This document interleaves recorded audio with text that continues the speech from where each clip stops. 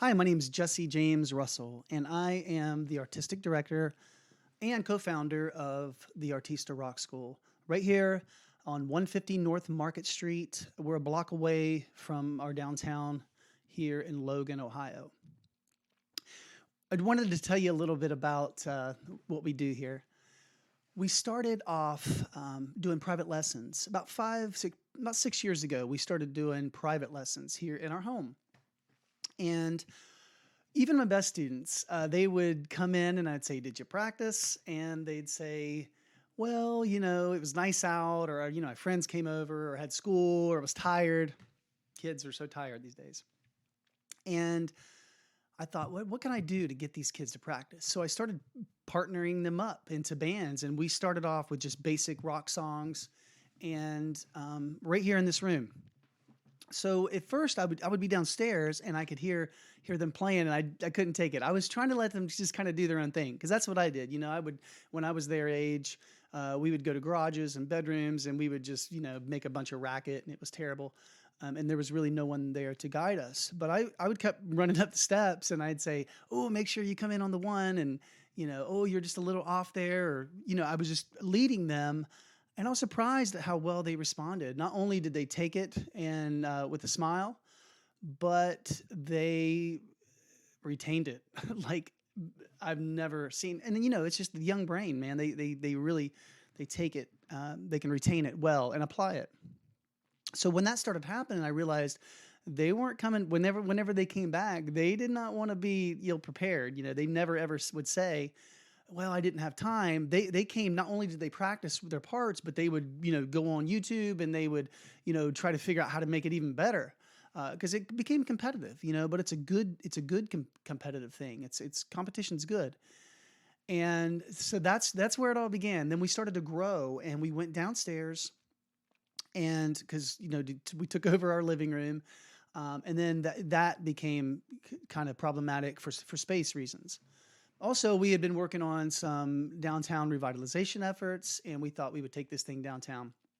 So we rented a space, a very large space, big performance venue, which it took us some time. We started from scratch. It was a pretty the building was in dire straits, and we put a lot of work into it. We installed a full PA system, light show, and that's where the camps were born. Keep in mind, at this time, we didn't, we had no funding. We weren't charging for the performance part. I was just doing that as an extra to try to get these kids to, really, really work at it. But the results we were getting is just, it just blew my mind. So, at that point, we did go after some grant funding, and to pay for the some workshops and summer rock camps, just for kids to be able to pay their way for that. So, and I brought in other instructors, and things like that. During the camps, that's when I really realized, it was basically what we do here on a regular basis, but it was more of a boot camp. We were going every day, and we were, putting kids with different skill levels and different groups. But at the end of the week, we did a final concert, and we put them all together. It's pretty incredible what we've done here. I wanted to share a couple of success stories with you. One's Carter Maccabee. He came to me in the fifth grade when we started here, and he was doing he wanted to learn to play guitar. Well, I knew immediately that he had the natural talent for timing and pitch. So I started teaching him just power fifths. I thought, I want to get this kid playing, songs immediately, because I know that as soon as he starts hearing himself playing a song that he knows, it'll get him excited. Well, it wasn't long after that I realized he could sing. And so I started having him sing. I would teach him songs that he was interested in singing, or that he, could sing. I, would check to see where his range and his, what he was comfortable singing, what he would sing the best. And I started teaching that. So he did the rock camp, and shortly after I started teaching him, and he was barely, doing, he would just play a couple chords, power fifths, and he didn't really have the "I'm going to be out front singing" thing yet. He just kind of sat in the back.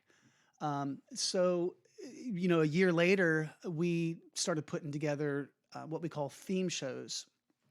And so that is where we pick the first one we did was the Pink Floyd show. Then we did a Journey show. We did a Linda Ronstadt show, a Woodstock tribute. And this is where we work very, very hard.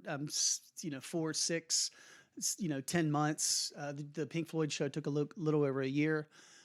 But Carter ended up being the lead singer and front man for the Journey tribute. So it's pretty astounding how far he came so fast. How you guys doing out there? Are you doing good? I know I feel good. How about you? I'm doing great. So, let me let you know. This is one of my favorite songs. Here we go.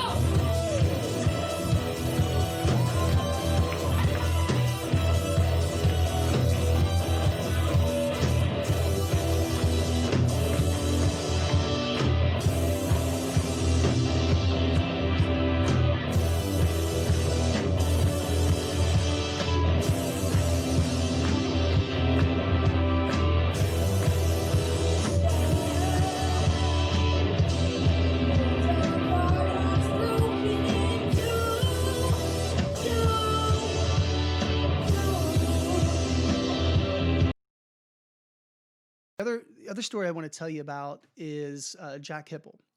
Same story. Jack's 5th grade. He could kind of play a little. He's just, he knew this kid. That's what he wants to do with his life, is be a guitar player. He's out of this world. He's just outstanding. His pitch and his timing. So we started, immediately started working on scales and really sharp techniques. Same thing. It's hard to get, some of these young kids that have that mind, that right brain, to focus. So putting them in a group, it really changed everything. In fact, when he first came, his mom ended up pulling him out because he wasn't practicing. He would only work on parts at a time. But when we put him in an actual band, that's when he started to take off. And he became the lead guitar player for the Journey tribute. And he plays those Neil Schon solos. It's pretty astounding. Same thing in the rock camp a year prior to the Journey show. He's sitting on a stool and he's just playing, power chords, and he looks real timid and shy. But now he's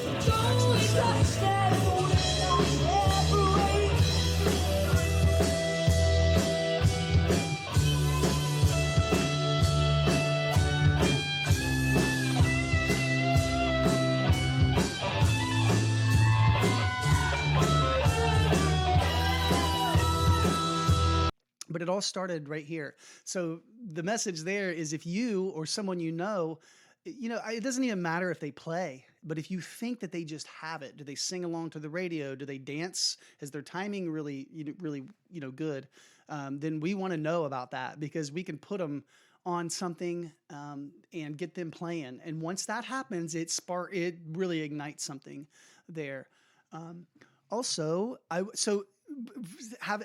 talking a lot. There's so many stories I want to tell you. I have about each and every kid, about all the shows we've done, and most importantly, about where we're going this year. This is going to be a really, really big year for us. Coming back, we had to leave downtown early 2000. We did 35 shows in 2019, downtown Logan. But this past year, we weren't able to do any shows. We did a few out. We would go out and do some here or there outside in other communities. But having to leave downtown, partly because of COVID, partly because people just weren't coming to our shows here in town. So coming back to the house and hitting the reset button, it's really, really been exciting and encouraging and inspiring. And we were shocked but it's a more intimate setting here. Some of the kids started here, so it was like a new beginning. But what's really been powerful is, we're getting the studio up and running and some cameras, and we're really looking to put some really high-end videos out. We want to really show you guys here on our YouTube channel what we do. So coming to the live shows we miss that, and we're going to come back. We're going to be back this year. Only we're going to take it out. We're going to go to Lancaster and Columbus and Athens and other surrounding communities. We're just going to take the kids, out of town. But But in the meantime, we're going to be doing YouTube videos right here in our studio. And so please hit the subscribe button and hit that bell so that whenever we release a video, you'll get the notification and you can see it. I'm also going to start bringing the kids in to do interviews with them, so you can just kind of get to know their personalities a little bit. It's really encouraging. And so it's not just going to be me rambling. I am going to talk a little bit more, as we move forward about the process, how we do it here, maybe even show you in action.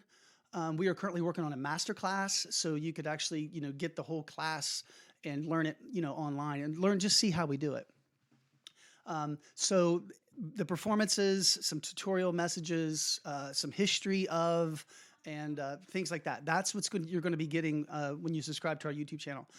Also, we have an Instagram page, we have a Facebook page. So if you or someone you know would be interested in like sponsoring a kid, some kids take private lessons and they want to be in the performance aspect too, and they really can't afford both. So if you or your place of work or someone you know would want to sponsor that, we will put your name on them. Also, if you want to advertising opportunities, so we've done live streams. Mostly we did live streams this past year, and sometimes we'll get 2,500 views. We've gotten up to 6,000 views on our live streams. So if you want your name on that, it's a wonderful opportunity to sponsor your business, and it would help us, keep growing what we're doing here. We're adding new cameras, we're adding new equipment, we're adding we added some electric drums, and we're just trying to add new things so that the kids can experience new things, and so we can really up our game. So as you can see, I am extremely excited about how far we've come, but I'm even more excited about what's to come. So please subscribe, and hopefully we'll see you soon.